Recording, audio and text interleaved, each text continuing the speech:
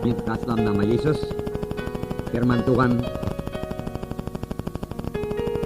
masih mengenai kuasa dalam nama Yesus. Sebab hari Minggu yang lalu kita telah mendengarkan firman Tuhan, di mana dikatakan segala kuasa dan otoritas yang terdapat pada Tuhan Yesus terdapat dalam namanya. Jadi nama Yesus sangat berkuasa, nama di atas segala nama. Nama di mana setiap setan iblis mesti tunduk.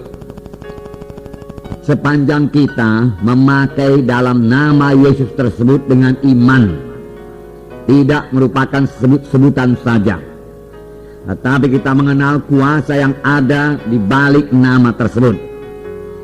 Kalau kita mengerti karena kita terima wahyu dari Tuhan, maka dalam nama Yesus merupakan senjata yang tidak bisa dikalahkan, bahkan merupakan satu senjata yang menghancurkan kuasa musuh. Kuasa itu telah diberikan Tuhan pada gerejanya. Nah, di dalam nama Yesus terdapat segala otoritas, terdapat segala kuasa yang kita butuhkan untuk mematahkan setiap serangan setan, untuk mematahkan tipu daya setan, dan kemudian mengusir setan tersebut dari keluarga kita, dari rumah tangga kita, dari kota kita, dari bangsa kita. Amin, saudara. Dalam nama Yesus. Nah, nama Yesus penuh kuasa, tidak dapat dihancurkan dan tidak dapat berubah. Kalau gereja pertama dahulu memakai dalam nama Yesus, terjadi mujizat dan mereka mengabarkan Injil dengan cepat, sehingga dalam tempo 300 tahun mereka telah menginjili seluruh dunia. Pelayanan mereka disertai dengan kuasa ajaib. Mereka memakai dalam nama Yesus. Hari Minggu kita mendengarkan bagaimana Petrus menyembuhkan seorang yang lumpuh di dalam nama Yesus. Emas dan perak tidak ada padaku, tapi apa yang ada padaku berikan padamu dalam nama Yesus orang Nazaret. Bangkit dan berjalan. Lalu dia angkat tangan orang itu bangkit dan berjalan. Saudara, dalam nama Yesus pada zaman Petrus sama kuasanya dengan dalam nama Yesus pada zaman sekarang ini. Belum kehilangan kuasanya, amin. Haleluya. Itu diberikan Tuhan pada gerejanya, kepada saudara dan saya untuk dipakai mengalahkan musuh. Musuh kita pun sama saja, tidak berubah musuh kita itu, yaitu setan dan iblis. Dan pekerjaan setan dan iblis pun sama saja, hanya versinya sedikit berlainan. Dahulu barangkali nggak ada narkotika, nggak ada obat bius. Nah, sekarang sudah ada. Tapi walau apapun usahanya bisa dipatahkan dalam nama Yesus. Amin. Nah, nama Yesus ini telah menjadi milik saudara, menjadi milik saya secara sah, bukan tidak sah. Setan yang mengganggu kita dengan cara ilegal, dengan cara tidak sah. Tapi nama Yesus milik saudara secara sah. Oleh sebab itu, biarlah kita menerima wahyu yang bertambah-tambah dari Tuhan mengenai kuasa di dalam nama Yesus. Saya katakan dalam pertemuan yang lewat, pada waktu kita memakai dalam nama Yesus, kita harus melihat Yesus bukan seperti lahir di Bethlehem, bukan melihat dia melayani di Nazaret, ya, Kapernaum dan lain sebagainya, tetapi kita melihat Yesus yang berkata segala kuasa ada padaku, dan aku telah memberikan kuasa itu padamu, supaya engkau memakai kuasaku. Namaku itu mengalahkan setan, karena segala kuasa ada padaku. Aku di atas tahta, aku membacking namaku. Yesus di atas takhta, di sebelah kanan Allah Bapa, di mana kita juga telah didudukkan bersama-sama dengan Yesus. Itulah kedudukan kita, supaya kita mengerti kuasa yang ada pada kita. Sebab Tuhan tidak menghendaki gerejanya lemah-lemah.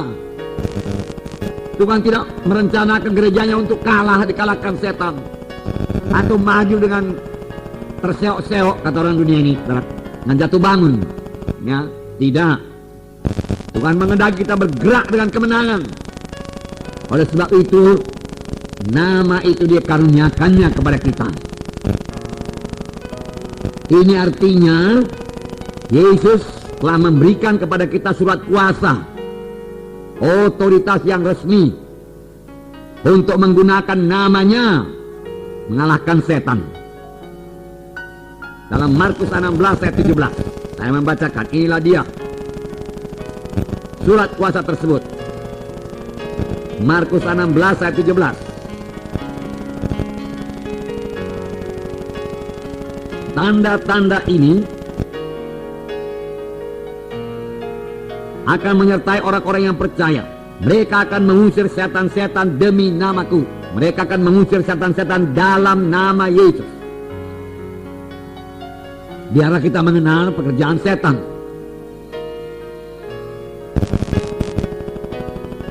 Kemudian mereka akan berbicara dalam bahasa-bahasa yang baru bagi mereka. Dalam nama Yesus mereka akan berbicara dalam bahasa-bahasa yang baru bagi mereka. Mereka akan memegang ular di dalam nama Yesus. Ular itu lambang daripada kuasa kegelapan, lambang daripada setan. Bukan memegang ular-ular seperti semak-semak, itu bukan. Tetapi kita yang menguasai setan. Kita yang menghalangi pekerjaan setan. Amin. Setan sering memakai situasi-situasi sekeliling kita untuk menghalangi pelayanan kita.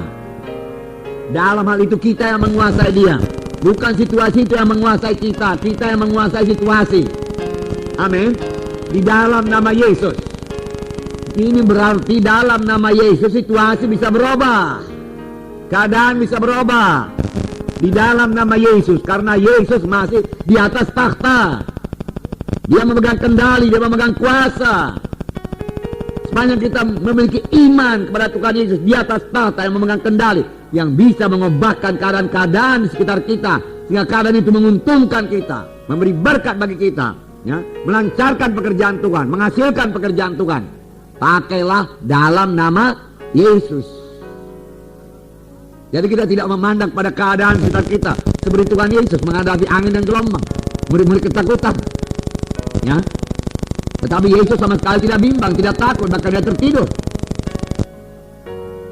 Sebenarnya Tuhan Yesus sudah berharap ya murid-murid sanggup mengatasi situasi tersebut. Tetapi nyatanya murid-murid belum sanggup. Lalu Tuhan Yesus menangking murid-murid. Mengapa kamu takut? Di mana imanmu? Mengapa kamu bimbang? Kemudian Tuhan Yesus bangga, dia menghardik angin, menghardik danau dan tenang. Kuasa seperti itu ada dalam nama Yesus. Amin. Nama Yesus dikaruniakan kepada gereja, kepada saudara dan saya. Amin. Berarti genap apa yang dikatakan Tuhan, pekerjaan yang aku kerjakan akan kamu kerjakan. Begitulah besarnya kuasa yang diberikan kepada kita. Kepada saudara penginjil-penginjil yang berangkat ke kota-kota lain untuk mengabarkan Injil. Itulah dia kuasa dalam nama Yesus. Yang Tuhan kehendaki supaya saudara pakai menghadapi halangan-halangan dalam pelayanan saudara. Pakai dalam nama Yesus. Saya singkirkan halangan ini. Pekerjaan Tuhan berhasil di sini dalam nama Yesus. Amin, saudaraku. Ya. Mereka akan memegang ular dalam nama Yesus. Nah, sekalipun mereka minum racun maut, mereka tidak akan mendapat celaka. Dan firman Tuhan buku Lukas 10 juga mengatakan, tidak ada yang memberi bahaya pada kamu. Tidak ada. Mereka akan meletakkan tangannya atas orang sakit dan orang itu akan sembuh. Di dalam nama Yesus, saudara meletakkan tangan atas orang sakit, lalu orang itu akan sembuh. Di dalam nama Yesus, saudara bisa meletakkan tangan atas orang sakit, lalu orang itu akan sembuh. Amin. Amin. Ucapkan supaya saudara punya iman. Di dalam nama Yesus, saya meletakkan tangan atas orang sakit dan orang itu akan sembuh. Di dalam nama Yesus, saya meletakkan tangan atas orang sakit lalu orang itu akan sembuh. Amin. Haleluya. Kenapa orang itu sembuh? Karena ada kuasa. Karena ada kuasa dalam diri saudara. Amin. Hah? Tidak. Karena saudara hidup suci. Tidak. Jadi karena apa? Karena ada kuasa. Kuasa dalam nama Yesus itulah menyembuhkan orang sakit tersebut. Amin. Kan Yesus berkata, mengapa kamu memandang kami seolah-olah dengan kesucian kami, dengan ibadah kami membuat orang ini sembuh? Hari Minggu kan firman Tuhan. Mengapa kamu pandang kami begitu? Bukan kami yang menyembuhkan, bukan ibadah kami, bukan kesucian kami membuat orang ini yang lumpuh ini berjalan, bukan. Dengan kuasa manakah kamu berbuat itu? Atau dalam nama siapakah kamu berbuat itu? Mereka ditanya oleh imam-imam besar. Oh, kalau kamu mau tahu dengan nama siapa atau dalam nama siapa, dengan kuasa mana atau dalam nama siapa kami berbuat ini, ketahuilah oleh kamu sekalian bahwa kami berbuat ini di dalam nama Yesus. Jelas kan? Di dalam nama Yesus kami membangkitkan ini, orang lumpuh ini sembuh. Itulah Yesus yang kamu salibkan. Tapi Allah membangkitkan dia dari antara orang mati. Tentang hal itu kamilah saksinya. Dan orang itu tidak bisa bilang apa-apa. Dia lihat orang yang lumpuh itu berdiri di situ. Dia kenal orang lumpuh itu. Umurnya 40 tahun. Tiap-tiap hari di gerbang indah minta sedekah. Lalu mereka berkata begitu, apa kita berbuat? Apa kita berbuat? Mujizat yang luar biasa telah terjadi, kita tidak bisa menyangkalnya. Kan tertulis kan? Menyangkalnya begitu ditulis. Apa kita berbuat? Kita bisa mengatakan, oh, larang mereka, ancam mereka. Dan mereka jangan lagi berbicara atau mengajar dalam nama Yesus. Mereka tidak sadar mereka telah dipakai oleh setan. Karena setan takut dalam nama Yesus. Nama Abraham, oke, dikatakan pakai saja lah. Nama Elia, Elisa, nama Adam, nama Kain, nama Abel, nama Enos. Enos, apa saja. Boleh, Nuh, boleh, dalam nama Nuh. Tak berkuasa ya. Dalam nama Yesus. Maka kalau saudara tanya saya, saudaraku, ya, dalam nama Isa pun nggak mantap saya rasa. Dalam nama Yesus bang.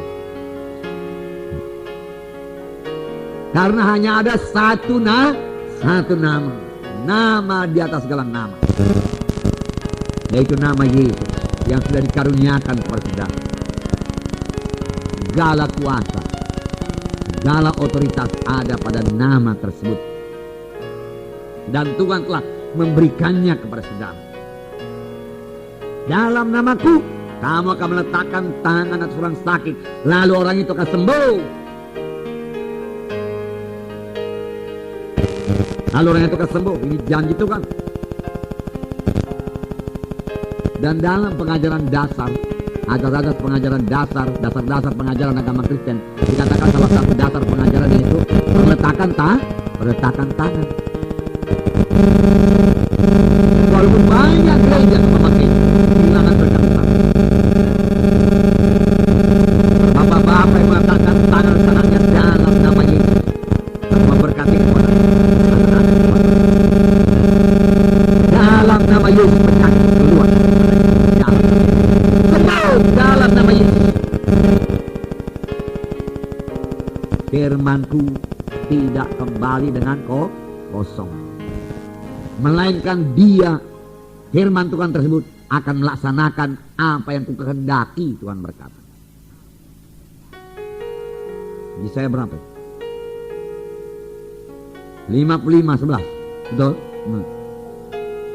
Kembali kosong. Demikianlah firmanku, dia katakan, yang keluar dari mulutku tidak akan kembali kosong. Yesaya 55:11.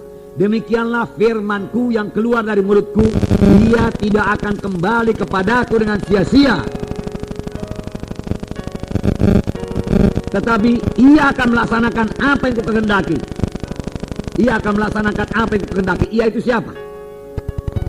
Hah? Yesus? Firman Tuhan. Tapi firman Tuhan itu akan melaksanakan apa yang kukehendaki. Amin. Maka ucapkan firman Tuhan. Maka firman Tuhan itu yang menjadikannya jadi kenyataan. Dan akan berhasil dalam apa yang kusuruhkan kepadanya. Apa yang akan berhasil? Firman itu. Tahukah saudara bahwasanya Tuhan Yesus tidak pernah berdoa buat orang sakit? Tidak pernah. Apakah Petrus berdoa buat orang lumpuh itu, saudaraku? Apakah Petrus berdoa, oh Tuhan tolonglah Eneas ini Tuhan, yang lumpuh ini Tuhan? Ada lagi kisah berapa? Kisah 8 barangkali ya. Kita berdoa, Eneas bangkit, angkat tempat tidurmu, berjalan, pulang ke rumahmu. Tuhan Yesus berkata, hai anakku, dosamu sudah diampuni. Dan orang-orang ribut, siapa pula orang ini yang berkuasa mengampuni dosa? Manakah lebih mudah mengatakan kepada orang lumpuh ini, dosamu sudah diampuni, atau berkata kepadanya, bangkitlah engkau, angkat tempat tidurmu dan berjalan? Tapi supaya kamu ketahui bahwa anak manusia berkuasa mengampuni dosa, lalu Yesus berkata kepada orang lumpuh itu, bangkitlah engkau, angkat tempat tidurmu, pulanglah ke rumahmu. Lalu itu bangkit, angkat tempat tidurnya, pulang ke rumahnya. Yesus tidak berdoa, dia ucapkan firman. Dia ucapkan firman. Dan firman itu tidak kembali dengan kosong. Tidak kembali dengan kosong. Firman itu akan melaksanakan maksud Tuhan. Saudara, hari minggu yang lalu saya katakan bahwasanya Yesus mengucapkan apa yang dia dengar diucapkan oleh Bapaknya. Aku datang bukan atas kehendakku sendiri. Aku datang melakukan kehendak Bapakku. Apa yang kukatakan kepadamu bukan daripadaku, daripada Bapakku kuucapkan. Makanya perkataan Tuhan Yesus berkuasa, dan orang-orang berkata, heran sekali orang ini. Dia mengajar tidak seperti ahli Taurat. Dia mengajar dengan kuasa. Karena dia ucapkan firman Tuhan. Dan firman Tuhan tidak kembali dengan sia-sia. Firman Tuhan belum kehilangan kuasanya dari dahulu sampai sekarang. Tidak berubah. Karena firman itulah yang menjelma menjadi manusia. Dan Yesus berkata, dan pada waktu Allah berkata, jadilah terang, jadi terang. Dia ucapkan firman. Tidak pernah Tuhan Yesus berdoa orang sakit. Dia ucapkan. Dia usirkan setan. Aku perintahkan engkau, legion, keluar daripadanya. 2000 setan keluar. Pada waktu dia menghadapi mak mentua Petrus yang demam, dia berdoa, Bapa, kasihan kalau mak mentua Petrus ini, Bapa demamnya tinggi kali, Bapa nanti dia stay pula, Bapa. Tolong Bapa. Enggak. Firman Tuhan berkata dia menghardik demam. Demam. Kalau sekarang demam dalam nama Yesus, tinggalkan orang ini dalam nama Yesus. Berani saudara. Lalu mereka akan meletakkan tangan orang sakit dan orang itu akan sembuh. Maka redalah, maka sembuhlah demamnya. Betul? Betul. Itu jadi. Apalagi anak-anak kecil. Anak kecil demam, katakan aja sama ibunya, saya meletakkan tangan bu ya, anak ibu sembuh sekarang ya, dalam nama Yesus ya, ibu percaya kan? Firman Tuhan berkata, orang percaya meletakkan tangan orang sakit, orang itu sembuh. Saya orang percaya bu, saya pemimpin KKS bu. Saya akan meletakkan tangan. Ya.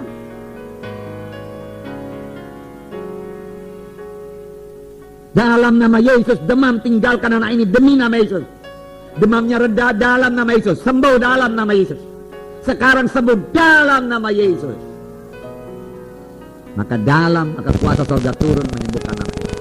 Lalu orang tuanya sukacita juga mensukacita. Tuhan Yesus tidak berubah.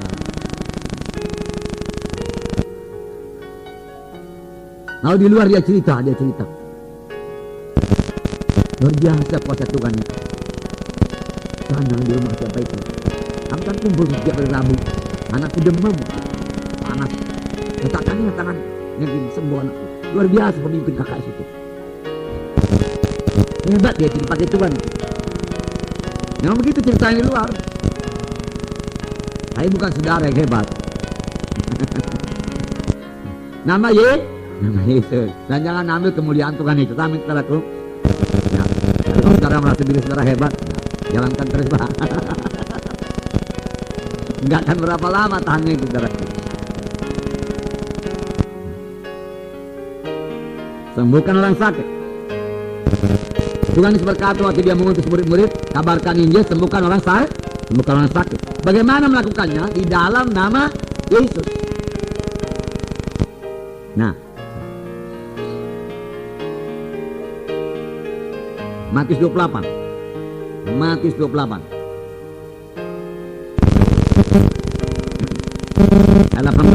Yesus mendekati mereka dan berkata, kepadaku telah diberikan segala kuasa di sorga dan di bumi. Segala kuasa di sorga dan di bumi telah diberikan kepadaku. Segala kuasa. Karena itu pergilah kamu. Mengutus murid-murid. Sebenarnya Yesus memberikan surat kuasa. Segala kuasa ada padaku di sorga, di bumi. Ada padaku. Aku memberikan kuasa itu padamu di dalam namaku. Pergilah kamu. Pergilah kamu. Jadikanlah sekalian bangsa muridku. Dan baptislah mereka dalam nama Bapa, Anak, dan Roh Kudus. Dan ajarlah mereka melakukan segala sesuatu yang telah kuperintahkan kepadamu. Dan ketahuilah. Dan camkanlah. Amin, saudara. Camkanlah. Aku menyertai kamu senantiasa sampai kepada akhir zaman. Amin. Maka di dalam nama Yesus saya ini pun sekarang ini, saudaraku, hamba Tuhan yang kecil ini disertai oleh Tuhan Yesus. Amin. Saudara juga demikian. Saya tidak akan pergi ke desa-desa dari dahulu sampai sekarang kalau Tuhan Yesus tidak menyertai. Saya tidak akan melayani kalau Tuhan Yesus tidak menyertai. Dan memang Tuhan Yesus menyertai. Dia yang berjanji, bukan saya yang berjanji. Kalau saya yang berjanji, memang saya pun tidak punya bohong. Ya. Tapi Tuhan Yesus tidak bisa bohong. Jadi pasti dia menyertai. Amin. Yakinlah itu, saudara. Pasti dia menyertai. Sadari kehadirannya. Dan praktekkan dalam nama Yesus. Dan terima kuasa dalam nama Yesus. Untuk melaksanakan pekerjaan Tuhan. Lalu terjadi kesembuhan. Yang terikat bebas. Dengan demikian jiwa-jiwa akan datang. Jiwa-jiwa akan datang. Kalau jiwa-jiwa sembuh dalam KKS saudara, jiwa-jiwa akan datang kepada KKS saudara. Amin. Jiwa-jiwa berubah dalam KKS saudara, maka jiwa-jiwa yang lain akan datang. Jiwa-jiwa keberkatan dalam KKS saudara, jiwa-jiwa yang lain akan datang. Anak-anak dalam KKS saudara berhasil dalam studinya, dalam menghadapi persoalannya, dalam pekerjaan yang diberkati Tuhan, maka jiwa-jiwa akan datang, orang lain akan datang. Sedangkan kedukun aja orang datang. Dukun orang datang minta berkat kepada gereja Tuhan. Berkat sudah sangat luar biasa disediakan Tuhan. Amin. Luar.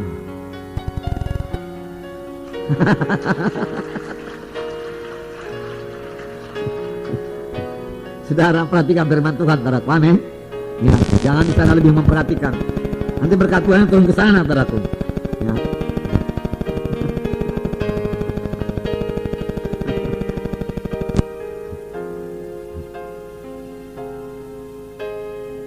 Ya, haleluya. Ya, dia lihat itu dari lensa itu, saudara. Apa lensa itu saya nggak dialami. Kalau dialami dari sini, ambil dari sini. Ambil dari sini bisa, supaya kelihatan. Ya.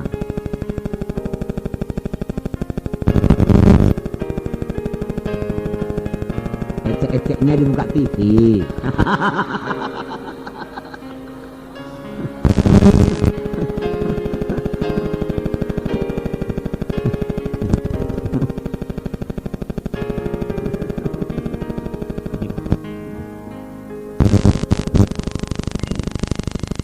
jelas.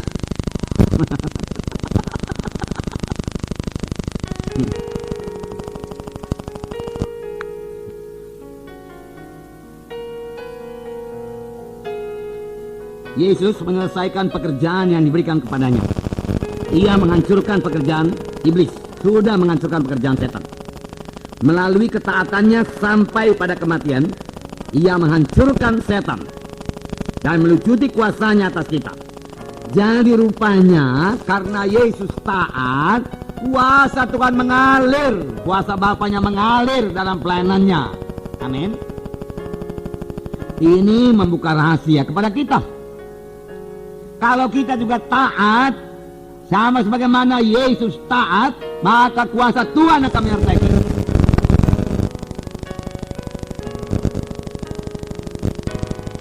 Di dalam Yohanes 6 banyak kali dikatakan bagaimana Tuhan Yesus melaksanakan kehendak Bapaknya.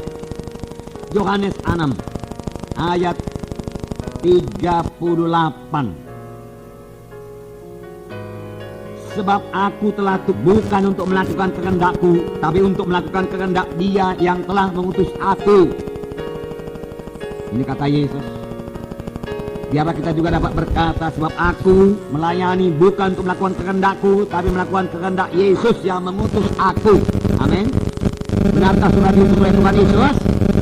Paling tidak saudara diutus oleh Tuhan menjadi saksi, menjadi terang. Semua kita ini sudah diutus oleh Tuhan Yesus. Amin. Walau saudara tidak penginjil, tidak gembala sidang, tidak misionaris, tapi semua kita adalah terang Tuhan, saksi Tuhan, diutus oleh Tuhan.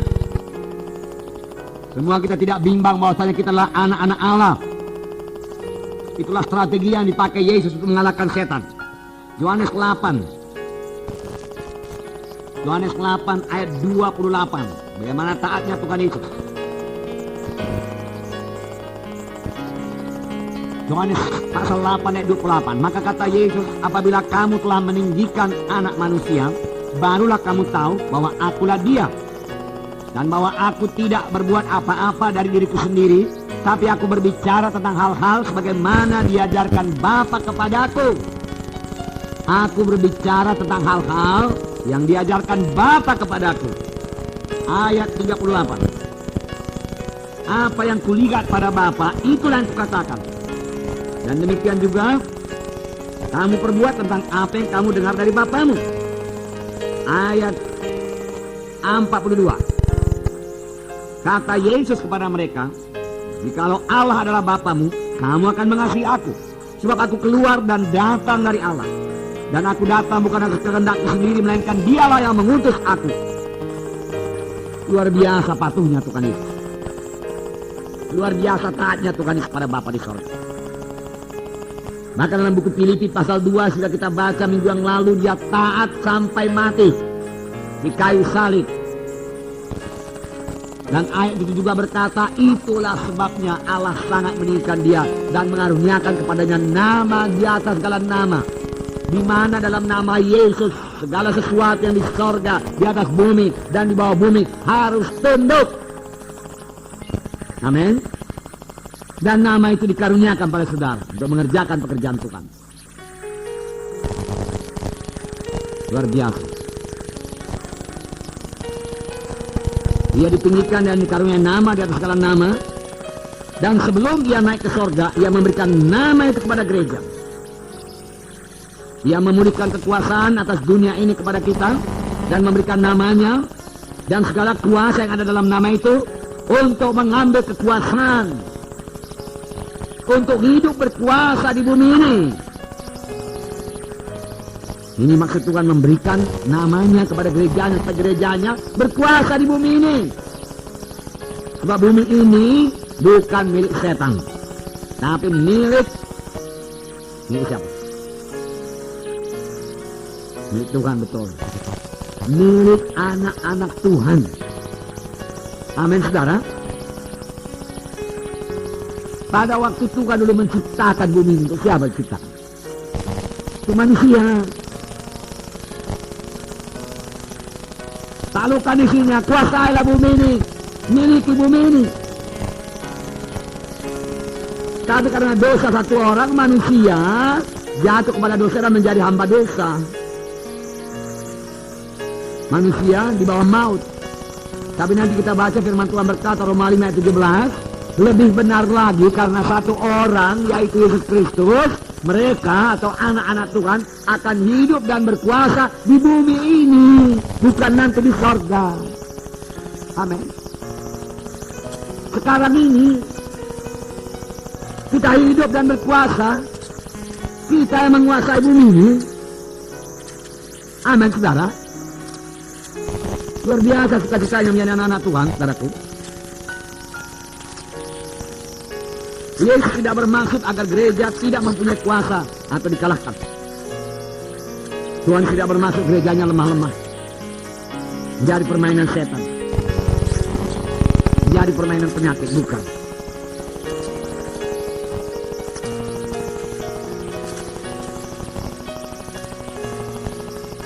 Dia bermaksud agar gereja memerintah dan berkuasa bersama dengannya melalui kuasa yang sudah diletakkan di dalam namanya. Rasul Paulus berkata kepada orang Kristen di Roma 5 ayat 17. Roma 5 ayat 17. Sebab jika oleh dosa satu orang maut telah berkuasa oleh satu orang itu, maka lebih benar lagi satu orang itu, yaitu Yesus Kristus. Karena Yesus Kristus, saudara akan hidup dan berkuasa. Karena satu orang yaitu Adam, maut berkuasa atas saudara. Kita semua mengakui kebenaran ini. Dahulu kita mati oleh sebab kesalahan dan dosa. Mati rohani. Ini keadaan kita dahulu. Benar? Betul? Maka lebih benar lagi, sesudah kita selamat, kita akan memerintah dan berkuasa. Oleh karena satu orang itu, yaitu Yesus Kristus, akan hidup dan berkuasa. Amin. Bukan penyakit yang menguasai kita, kita menguasai dia. Amin. Bukan setan yang menguasai kita, kita menguasai dia. Bukan keadaan dunia ini yang menguasai kita, kita menguasai dia. Tadi kita sangat bersyukur kepada Tuhan. Memang bukan oleh doa kita saja, tapi kita juga telah berdoa dalam nama Yesus. Supaya semua kerusuhan tidak bisa berkutik selama pemilu dalam nama Yesus. Bukankah begitu, saudaraku? Ya. Beberapa orang berdoa semalaman di sini, juga di Medan Kota, saudaraku. Berikan topik doanya.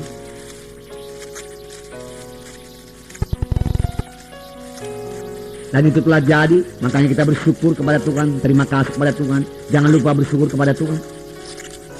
Setelah Tuhan mendengar dan menjawab doa kita, dari itu menambahi pengertian kita dan iman kita.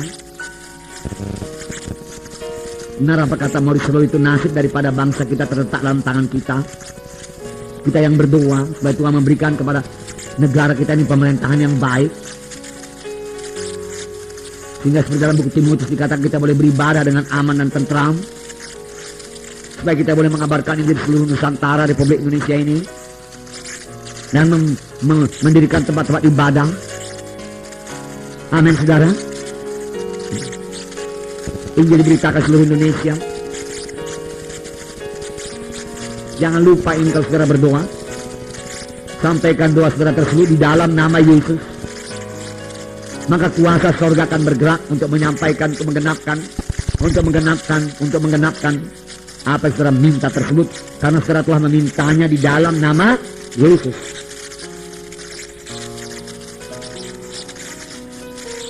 Lebih benar lagi, kita akan hidup dan berkuasa. Nah, Kristus tidak hanya berjanji bahwa setiap orang yang menang akan memerintah dan berkuasa atas dunia ini pada suatu hari nanti bersama dengan dia selama 1000 tahun. Bukan nanti kita hidup dan berkuasa, bukan pada zaman 1000 tahun nanti kita hidup dan berkuasa, karena pada zaman 1000 tahun setan juga diikat 1000 tahun lamanya. Bukan pada saat itu saja kita hidup dan berkuasa, tetapi saat ini kita dapat berkuasa dan memerintah bersama dengan dia, karena dia telah memberikan kepada kita kuasa dalam nama Yesus. Amin. Sekarang ini, pada saat kita hidup ini,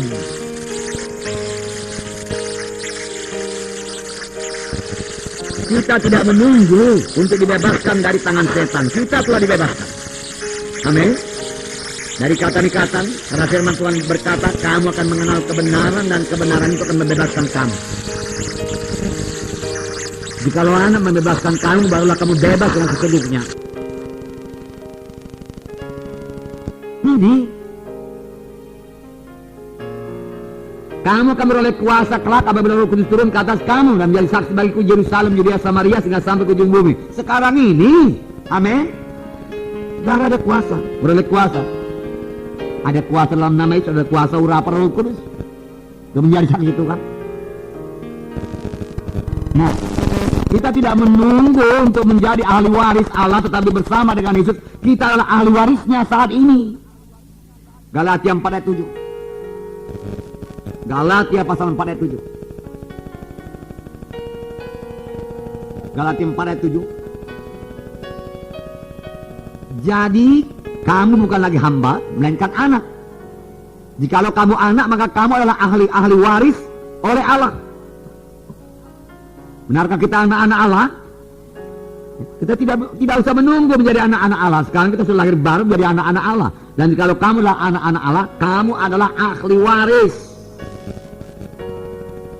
Kalau ahli waris ada warisannya. Betul? Warisan dari orang kaya saja sudah luar biasa. Apalagi warisan anak raja segala raja. Adakah saudara bersuka cita? Amin. Haleluya. Saudara akan menerima warisan. Nah, saudara adalah ahli waris. Sudah menjadi ahli waris.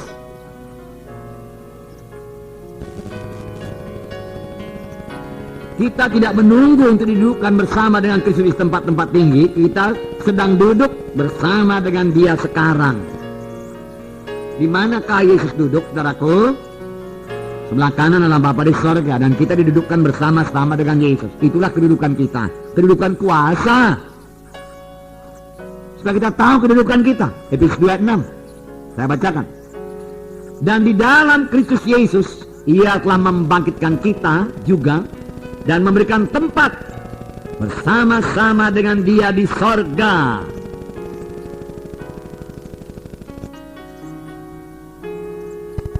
Supaya pada masa yang akan datang yang menunjukkan kepada kita kekayaan kasih karunia-Nya yang melimpah-limpah sesuai dengan kebaikan-Nya terhadap kita dalam Kristus Yesus. Dalam Kristus Yesus kita juga sudah diberikan tempat bersama-sama dengan Dia di sorga. Nah, inilah dia kedudukan kita. Inilah dia kuasa yang diberikan kepada kita. Setan telah beroperasi secara tidak sah. Yang dikatakan tidak sah, setan kau meletakkan penyakit atasku. Tidak, ini milik Yesus. Tidak sah, setan kau meletakkan penyakit atas anakku. Tidak bisa. Dalam nama Yesus, keluar daripadanya. Tidak sah. Ilegal. Itu sebabnya kita harus bertindak dalam nama Yesus. Dia sudah tanggap ini, saudara. Tanggap. Supaya dengan cepat kita bertindak dalam nama Yesus. Merusakan pekerjaan setan.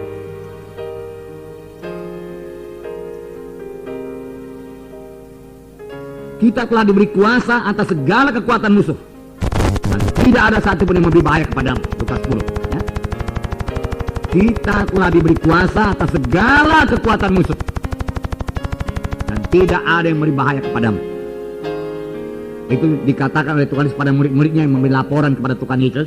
Di mana dia berkata, Tuhan, setan-setan juga takluk kepada kami dalam nama-Mu. Nah, tapi waktu itu lihat Yesus yang berkuasa. Lihat Yesus yang menyertai saudara. Lihat Yesus yang mulia. Nah,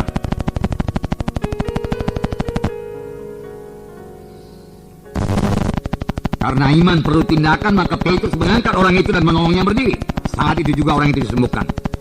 Semua orang sangat kagum dan bertanya-tanya bagaimana Petrus dan Yohanes menyembuhkan orang tersebut. Petrus mempermuliakan nama Yesus. Ini pun juga satu yang perlu kita perhatikan. Jangan ambil kemuliaan Tuhan. Kadang-kadang sudah jangan terjadi. Kalau sudah terjadi kesembuhan atau mujizat yang luar biasa, kita merasa diri kita hebat. Aku dipakai Tuhan luar biasa. Memang aku suci. Haleluya. Oh, tidak ada orang seperti aku. Orang lumpuh pun berjalan. Haleluya. Haleluya. Itu saya demikian. Apakah dia katakan? Kisah 3 ayat 12. Saya bacakan beberapa ayat. Petrus melihat orang banyak itu lalu berkata, "Hai orang Israel, mengapa kamu heran tentang kejadian ini? Dan mengapa kamu menatap kami seolah-olah kami membuat orang ini berjalan dengan kuasa atau kesalahan kami sendiri? Mengapa kamu heran? Mengapa kamu menatap kami seolah-olah kami yang membuat orang ini berjalan dengan kuasa kami dan dengan kesalahan kami?" Dukun memakai ini.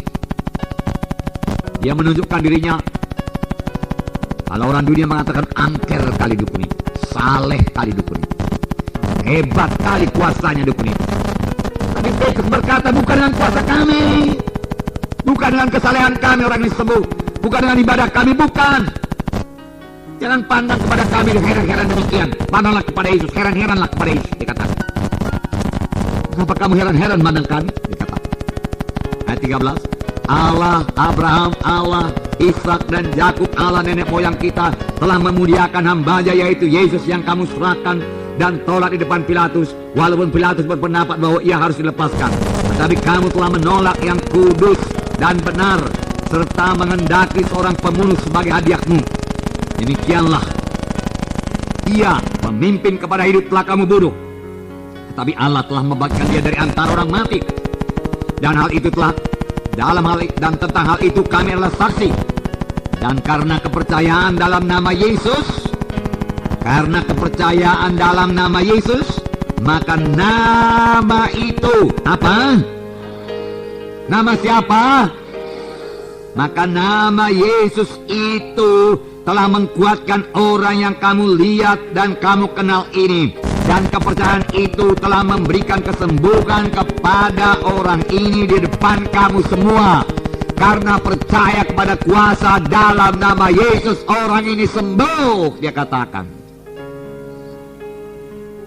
Ada kuasa dalam nama Yesus. Mengertikah saudara sekarang? Biarlah Roh Kudus menambahi lagi, bukakan mata rohani saudara. Nah, baca ayat 16 sekali lagi. Dan karena kepercayaan dalam nama Yesus,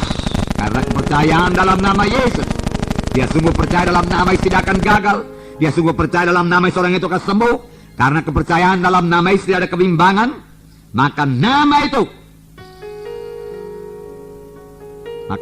itu telah menguatkan orang yang kamu lihat dan kamu kenal ini. Dan kepercayaan telah memberi kesembuhan kepada orang ini di depan kamu semua.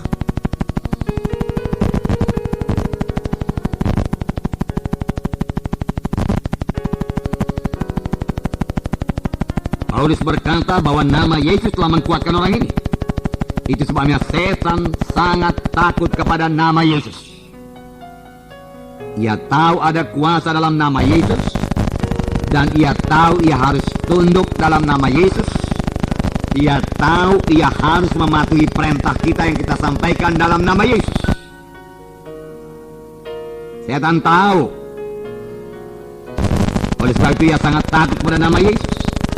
Biarlah kita juga tahu bahwa setan harus tunduk dalam nama Yesus. Biarlah kita yakin sepenuhnya bahwa setan harus mundur dalam nama Yesus, angkat kaki dalam nama Yesus. Karena itu nama di atas segala nama, nama yang berkuasa di bumi ini, di mana saudara dan saya hidup. Amin. Nah, oleh sebab itu dengarkan. Setan bekerja melalui imam-imam dan orang-orang Saduki supaya Petrus dan murid-muridnya jangan lagi menggunakan nama Yesus. Nama lain boleh dikatakan, tapi janganlah bicara dalam nama Yesus. Imam-imam tidak sadar dia dipakai setan.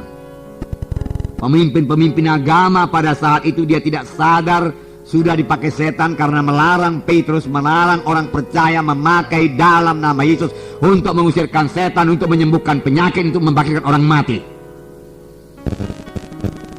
biarlah kita kenal kuasa dalam nama Yesus,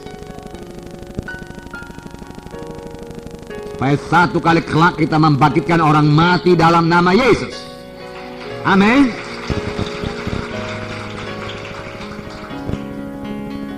Nah, Kisah 4 ayat 7. Kisah 4 ayat 7. Lalu Petrus dan Yohanes dihadapkan kepada sidang itu dan mulai diperiksa dengan pertanyaan ini. Dengan kuasa manakah Allah, atau dalam nama siapa kamu bertindak demikian? Bahkan imam-imam mengerti kuasa itu sama dengan nama. Nama itu berkuasa. Oleh sebab itu, dengan nama siapa kamu berbuat ini? Dengan kuasa siapa atau dengan nama siapa? Maka jawab Petrus penuh dengan Roh Kudus. Rupanya Petrus melaksanakannya dengan penuh dengan Roh Kudus, dengan banyak berdoa. Dia berada dalam urapan Tuhan, dalam pimpinan Tuhan. Dia tahu apa yang dia perbuat. Maka jawab Petrus penuh dengan Roh Kudus, hai pemimpin umat dan tua-tua, jika sekarang kami harus diperiksa karena satu kebajikan pada seorang sakit dan harus menerangkan dengan kuasa manakah orang itu disembuhkan, maka ketahuilah oleh kamu sekalian, oleh seluruh umat Israel, bahwa dalam nama Yesus Kristus orang Nazaret yang telah kamu salibkan, tetapi yang telah dibangkitkan Allah dari antara orang mati, bahwa oleh karena nama Yesus itulah orang ini berdiri dengan sehat sekarang di depan kamu. Jelas, tidak ada disembunyikan, rahasia dibukakan di sini. Kamu tanya dengan kuasa manakah kami berbuat mujizat itu? Dengan kuasa manakah orang itu sehat dan kuat dan berjalan? Ketahuilah oleh kamu sekalian, oleh seluruh Israel, bahwa dalam nama Yesus Kristus orang Nazaret yang kamu salibkan tapi dibangkitkan Allah dari orang mati, dari antara orang mati, bahwa oleh karena Yesus itulah, karena nama itulah, orang ini dengan sehat sekarang berdiri di muka kamu. Karena nama Yesus. Karena ada kuasa dalam nama Yesus. Dan Petrus menambahi lagi.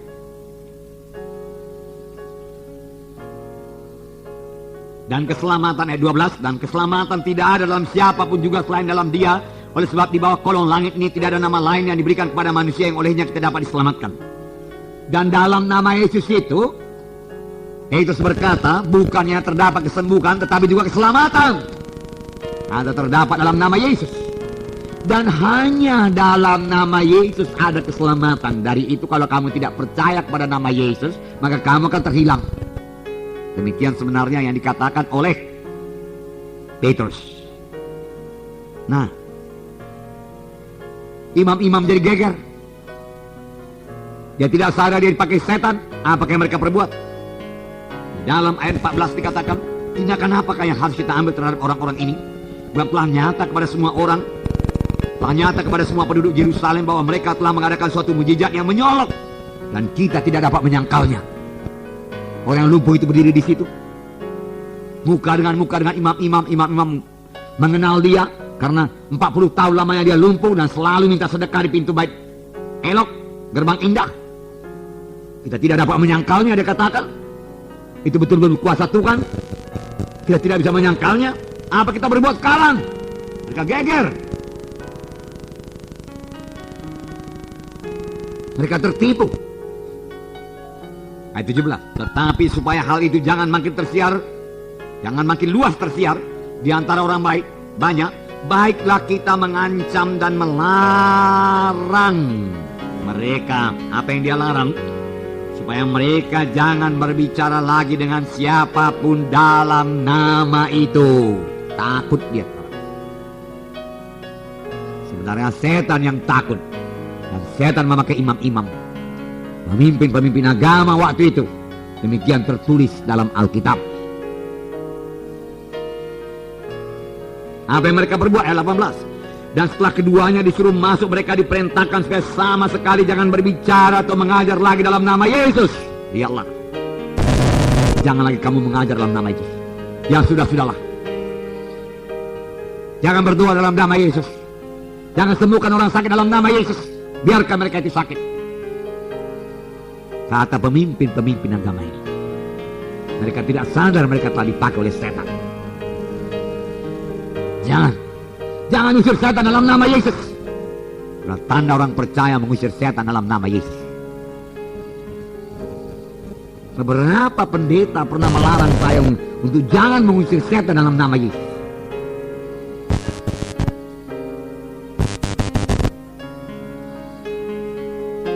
Banyak pendeta menantang mengusir setan, tidak setuju melakukan pengajaran mengusir setan dalam nama Yesus.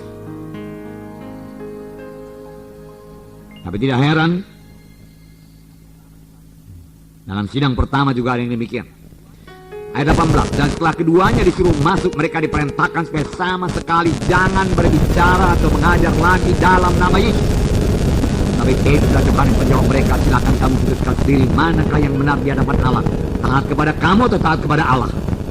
Allah menyuruh kami, Yesus menyuruh kami berbicara dalam nama Yesus, mengajar dalam nama Yesus, meletakkan tangan dalam nama Yesus, mengusir setan dalam nama Yesus. Jadi kami taat kepada kamu, timbangkanlah itu. Apa taat kepada Allah.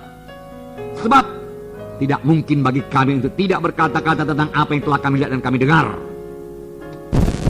Nah, jadi setan bekerja melalui imam-imam dan orang-orang Saduki supaya Petrus dan murid-muridnya jangan lagi menggunakan nama Yesus. Petrus dengan tegas mengatakan kepada mereka bahwa orang tersebut sembuh dalam nama Yesus. Petrus kemudian berkata bahwa dalam nama Yesus bukan hanya ada kesembuhan tapi juga ada keselamatan. Strategi setan pada saat ini adalah bekerja melalui pemimpin gereja supaya jangan berkhotbah bertindak dalam nama Yesus. Senjatanya nggak ada lagi, tinggal membujuk-bujuk, tinggal menipu-menipu, menggoda.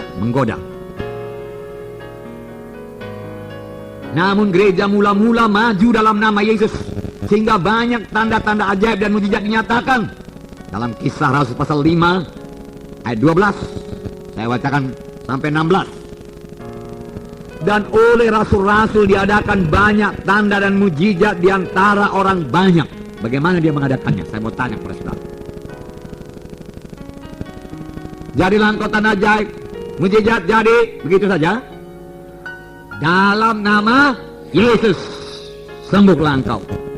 Dalam nama Yesus, penyakit pergi. Dalam nama Yesus, setan kau lepaskan orang ini, dia katakan. Lalu terjadi tanda ajaib dan mujizat. Di sini dikatakan, dan oleh rasul-rasul diadakan sedikit apa banyak? Banyak. Amin. Tanda dan mujizat di antara orang banyak. Semua orang percaya selalu berkumpul di Serambi Salomus dalam persekutuannya keras. Orang-orang lain tidak ada yang berani menggabungkan diri kepada mereka. Namun mereka sangat dihormati orang banyak. Dan makin lama makin bertambahlah jumlah orang yang percaya kepada Tuhan, baik laki-laki maupun perempuan. Setelah banyak tanda ajaib, banyak kesembuhan, banyak mujizat, makin lama makin banyak orang percaya, baik laki-laki maupun perempuan.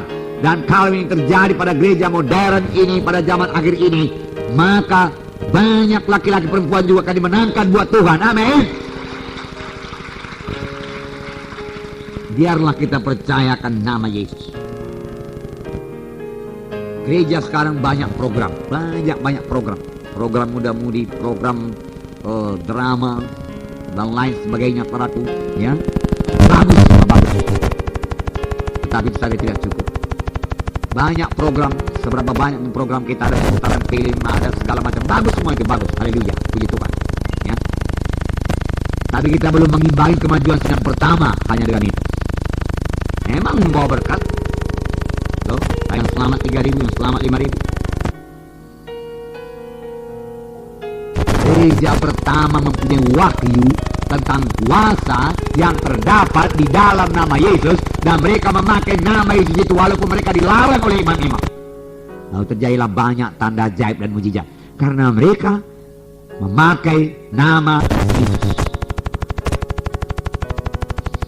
Ada yang sakit di KKS, saudara doakan dalam nama Yesus.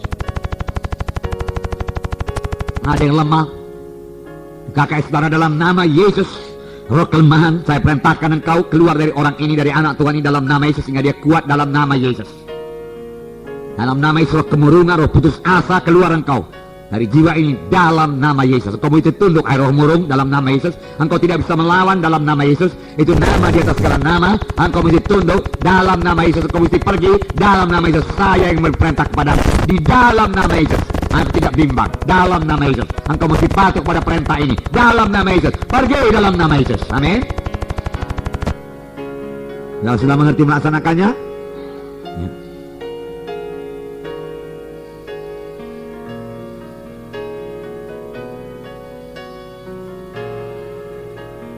Saya memandang kepada Yesus yang berkuasa, segala kuasa ada padaku.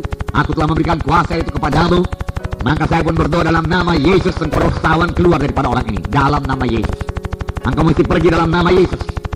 Engkau tidak bisa melawan dalam nama Yesus. Itu nama di atas segala nama. Engkau tahu engkau mesti patuh. Engkau tahu engkau mesti tunduk. Oleh sebab itu kau keluar sekarang. Dan jangan memasukinya lagi. Dalam nama Yesus. Saya perintahkan engkau dalam nama Yesus. Engkau tidak bisa melawan dalam nama Yesus. Engkau sudah dikalahkan dalam nama Yesus. Yesus di atas tahta mendukung pernyataan ini dalam nama Yesus. Kuasa sorga turun dalam nama Yesus.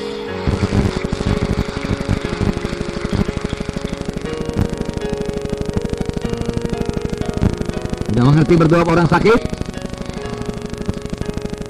Haleluya. Maka semua orang sakit dalam kaki saudara sembuh. Amin.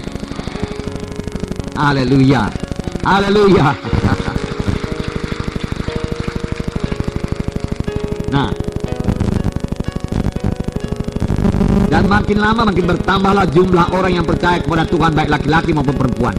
Bahkan mereka membawa orang-orang sakit keluar di jalan raya dan membaringkannya di atas balai-balai dan tilam, supaya apabila Petrus lewat, tidak-tidaknya bayangannya mengenai salah seorang dari mereka. Sama seperti pada waktu Yesus.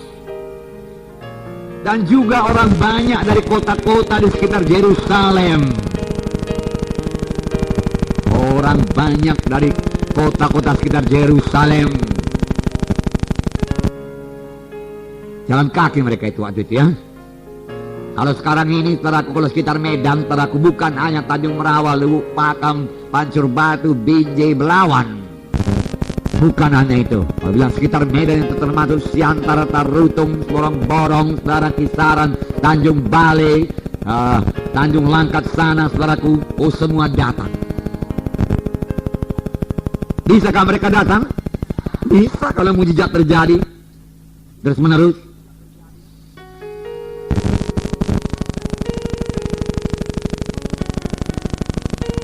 Dalam pelayanan Catherine Coleman saudaraku, di mana banyak orang disembuhkan. Kebaktian mulai jam 6 sore, jam 12 siang orang sudah antri di muka pintu masuk. Dia menunggu 6 jam karena takut kehabisan tempat duduk. Kan saudara baca dalam buku Benny Hinn kan? Waktu pintu dibuka orang berlari sebagai lomba lari 100 meter untuk mencari tempat duduk. Karena ada kuasa, ada mujizat, ada tanda-tanda yang masih berlangsung sampai sekarang ini. Walau banyak orang berkata mujizat hanya milik gereja pertama sekarang saja, sekarang mujizat tidak berlangsung lagi, jangan percaya. Itulah tipu daya setan. Mujizat-mujizat masih berlangsung karena ada kuasa dalam nama Yesus, dan kuasa dalam nama Yesus tidak berubah sampai kepada saat ini.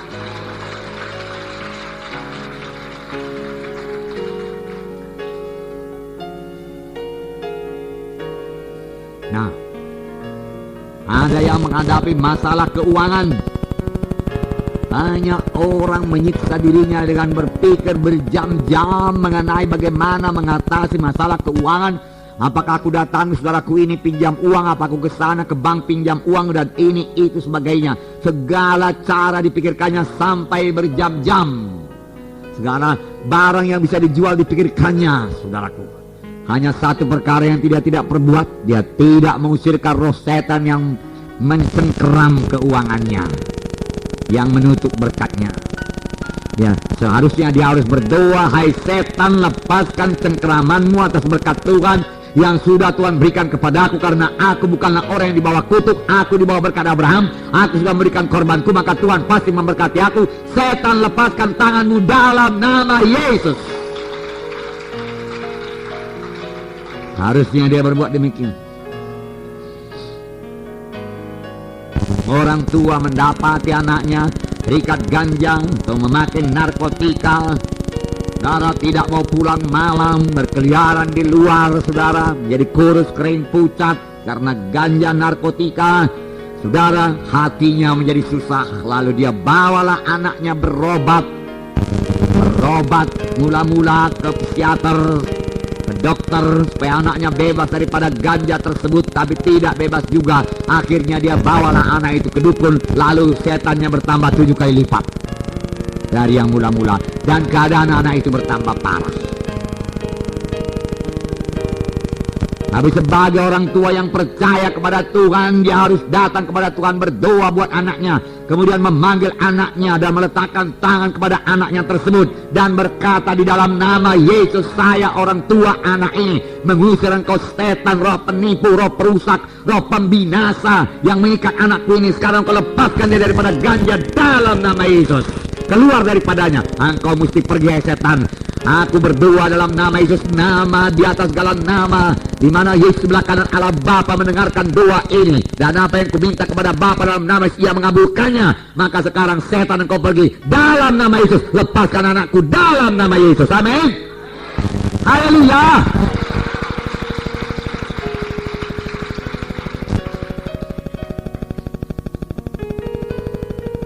Nah,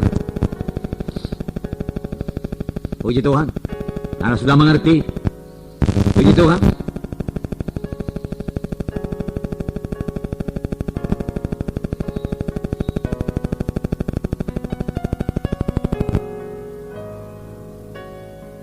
Salah satu alasan mengapa kita tidak mengalami kuasa seperti yang miliki sedang pertama, oleh karena kita tidak mempunyai wahyu.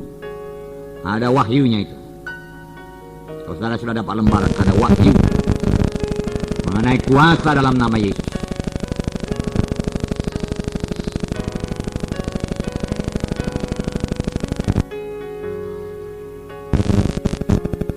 Jangan salah mengerti mengenai Matius 18 ayat 19 sampai 20, di mana saya bacakan kepada saudara. Matius 18 ayat 19 sampai 20. Ini saya bacakan pada saudara. Barangkali saudara sudah mempraktekkan ini lalu berdoa bersama-sama, kok nggak jadi ya, kok nggak sembuh juga dia ya? Karena firman Tuhan berkata, di mana 2 orang berserah hati, apapun permintaannya dikabulkan oleh Bapakku di sorga. Kok nggak sembuh juga, kok nggak datang juga berkat, kok nggak keluar juga saya dari persoalan ini. Di mana salahnya? Mari saya bacakan kepada saudara ayat 19 Matius 18. Dan lagi aku berkata kepadamu, jika 2 orang daripadamu di dunia ini sepakat meminta apapun juga, permintaan mereka itu akan dikabulkan oleh Bapakku yang di sorga. Sebab di mana 2-3 orang berkumpul dalam namaku, di situ aku ada di tengah-tengah mereka. Firman Tuhan ini tidak berkata, sebab di mana 2 atau 3 orang berkumpul di gereja, di situ aku ada di tengah-tengah mereka. Tidak. Firman Tuhan ini tidak berkata, sebab di mana 2 atau 3 orang berkumpul di satu rumah, di situ aku ada di tengah-tengah mereka. Tidak. Firman Tuhan ini berkata, di mana 2-3 orang berkumpul dalam namaku, aku ada di tengah-tengah mereka. Apa artinya? Di mana 2-3 orang berkumpul dalam nama Yesus, di mana 2-3 orang sungguh-sungguh percaya, yakin bahwasanya ada kuasa dalam nama Yesus. Dan kalau mereka meminta sesuatu kepada Bapa dalam nama Yesus, dalam nama Yesus ada kuasa, dia memiliki wahyu tentang kuasa dalam nama Yesus, tidak akan sia-sia. Maka aku di tengah-tengah mereka, dan apapun juga permintaan mereka itu akan dikabulkan oleh Bapakku yang di sorga. Amin. Kalau begitu, kalau ada yang sakit di antara saudara, saudara sudah berdoa sendiri dalam nama Yesus, belum juga semua, panggil saudara seiman. Saudaraku, betulkah saudara percaya ada kuasa dalam nama Yesus? Saya percaya. Betulkah saudara percaya Yesus sebelah kanan Allah Bapa di sorga sekarang duduk di atas takhta? Tahtanya menjulang tinggi ke langit sama sebagaimana dikatakan oleh Nabi Yesaya, dan ujung jubahnya memenuhi rumah kebaktian. Baik Allah, saya percaya. Firman Tuhan berkata, jikalau kamu minta sesuatu kepada Bapa dalam nama Yesus, aku mengabulkannya. Percayakah kamu saudaraku? Aku percaya. Maka sekarang kita berdua sudah bersepakat di dalam nama Yesus. Kita berkumpul dalam nama Yesus, dan saya percaya Yesus ada di sini. Percayakah saudara Yesus ada di sini? Saya percaya Yesus ada di sini. Dan dia berkata, barang apa pun yang kita minta kepada Yesus mengabulkannya. Oleh sebab itu, inilah permintaan saya. Saya minta kamu berdoa buat saya. Karena saya ada persoalan dengan penyakit rematik saya. Beberapa hari ini saya diganggu oleh rematik. Oleh sebab itu, mari kita bersepakat berdoa dengan memakai nama Yesus. Karena kita percaya ada kuasa dalam nama Yesus. Mari kita mulai. Lalu mulai berdoa. Amin. Mengertikah saudara? Bisakah saudara melaksanakannya? Dapatkah saudara mempraktekannya? Jangan malu. Amin.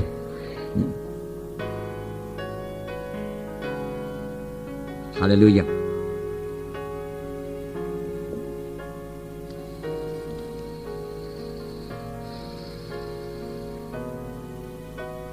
Puji Tuhan. Ada sedikit lagi nanti hari Minggu saya sampaikan. Jadi saudaraku, bergerak dalam nama Yesus. Ketahuilah Tuhan sudah mengutus saudara. Sama sebagaimana Bapa mengutus aku, kata Tuhan Yesus demikian, aku mengutus kamu dengan segala kuasa. Pakailah nama Yesus. Ketahui Tuhan menyertai saudara, dan Dia akan menyatakan kuasanya dalam pelayanan saudara tiap kali saudara memakai nama Yesus. Amin. Puji Tuhan. Maka akan terjadi banyak tanda ajaib, banyak tanda mujizat. Tapi saya minta kepada saudara, berilah kemuliaan kepada Tuhan Yesus.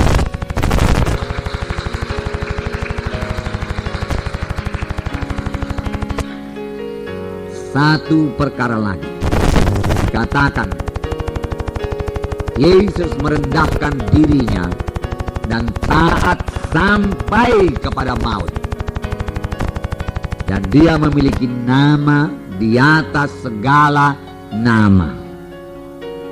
Saudaraku, nama Yesus hanya berkuasa kepada anak-anak Tuhan yang patuh kepada Tuhan dan patuh kepada pemimpin-pemimpinmu, dikatakan dalam Ibrani 13 ayat 17 di dalam gereja. Patuh kepada pemimpin-pemimpin dalam tubuh Kristus, supaya jangan sebagaimana anak-anak imam sekewa yang sama sekali tidak punya tudungan.